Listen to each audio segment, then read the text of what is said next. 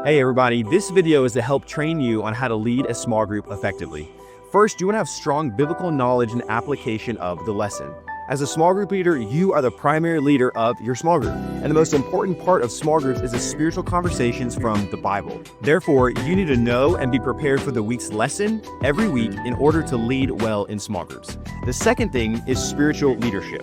You are only able to pour out to others if you have been poured into. Take time every day to spend time with the Lord and grow in your personal relationship with Jesus. You can't pour out from an empty cup. The next thing is good engagement and communication. Teenagers often have short attention spans, so it's essential to keep lessons engaging. Use stories from your life and discussion-based formats to make the teaching accessible and thought-provoking for students. We will have questions provided for you, but make sure that you're coming in prepared and ready to engage in conversations through asking good questions. The next thing is going to be active listening. You need to listen to their struggles, questions, and ideas that students have. Understanding where your group members are coming from allows you to lead more effectively and guide them in their faith journey. It also helps for them to see that you actually care about their life, and so students are going to be more willing to open up and share when they really believe that you're listening and that you care.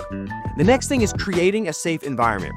Make sure the small group feels like a place where they can be themselves without judgment. Safety allows for them to be open, share personal challenges, and engage with the material more deeply.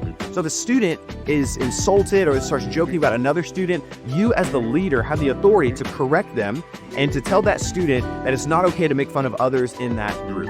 Which leads us to conflict resolution. Right? Conflicts are going to arise, especially in small groups with diverse personalities. So be prepared to address these disagreements with wisdom and grace and creating solutions that reflect Christian values of love and reconciliation. If you find yourself in a significant conflict with a student, or you're trying to mediate a conflict between a couple students and you don't know what to do, you can reach out to your small group coach or a student staff member with questions, and we would love to guide you into further clarity on how to handle that situation. Next, you want to pray for and with your group. Prayer is central to a student's walk with Christ and for building unity in your small group. Make sure that you're taking a list of prayer requests, praying as a group for those requests, and following up with your students about the requests that you have been praying for. Call on students to pray for the group and give them opportunities to pray for their peers.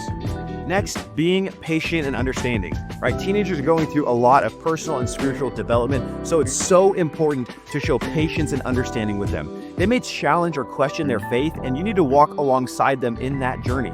You've heard it said, Rome wasn't built in a day, and a healthy small group won't be either. So don't worry that sometimes your students get rowdy and off topic. You are the leader. You set the tone and you set the example. So have fun with them. Give them grace. Remember what it was like to be in their shoes. Be patient and pray for them regularly. And by doing all of these things, we believe you are going to be equipped to be a great and effective small group leader. Thank you so much for the time that you serve weekly, and we hope that God is using you in a great way to disciple and raise up the next generation.